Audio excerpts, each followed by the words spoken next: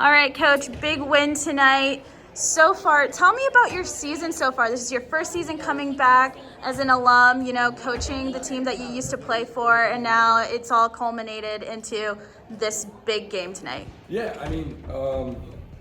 like, it's been a long time coming.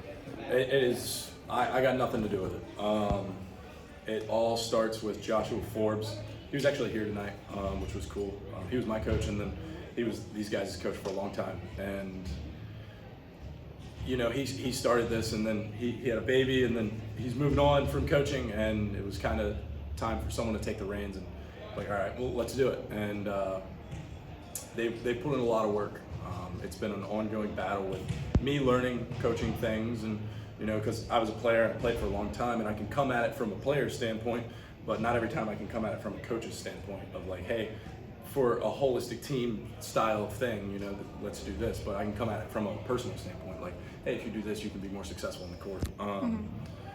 And I think tonight kind of showed their strengths, but also showed their weaknesses. They were able to.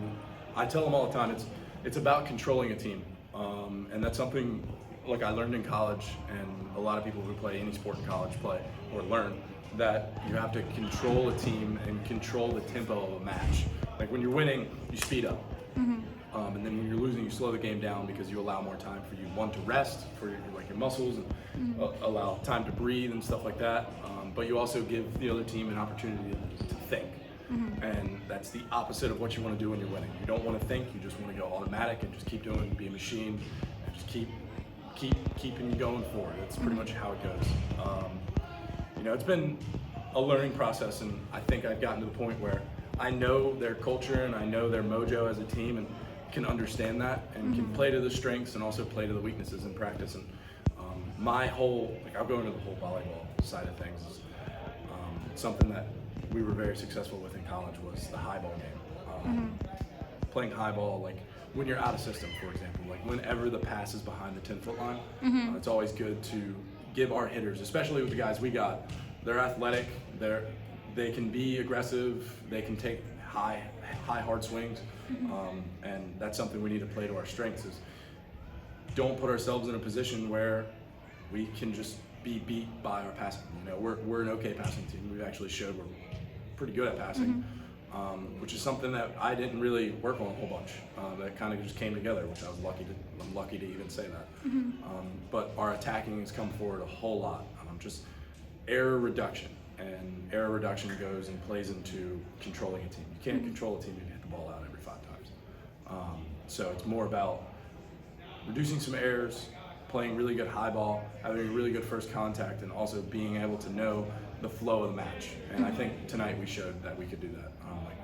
In instances where we were down, which we started every single set, or at one point every single set we were down. And I think it's very good to understand that if you slow the game down, you put yourself in a position where then you can take the reins. And that's what I told him right there toward the end of the game. I think it was 17-17. Midlo thing called a timeout. I was like, I got nothing else to say to you guys other than take the reins of this match and see it through. That's pretty much it.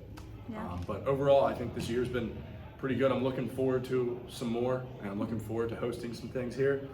And then, fingers crossed, hopefully we can make it all the way and finally do what I couldn't do, a lot of other people couldn't do, which was take home a state title for Thomasdale High School. There are a lot of people who deserve it, and Josh Forbes is one of them. So that's pretty much it. Awesome. So now you guys are going into the playoffs, obviously. You've got the momentum of this huge win, breaking Midlothian's win streak that they had. Tell me a little bit about, the game plan. I know you mentioned moving forward. Yeah, so like every team, we're going to take them for their merits. You can't look at a team like Atlee, and I don't know much about Atlee. I haven't really started the film process with them. I'll start that tonight when I get home. But look at the film and then kind of understand what we need to do to prepare for them and prepare ourselves for that. Now it goes into just recovery. That was something big in college, in high school, that is paramount to success. As soon as the game's over, recovery is your main focus. Recovery and then building for the next game.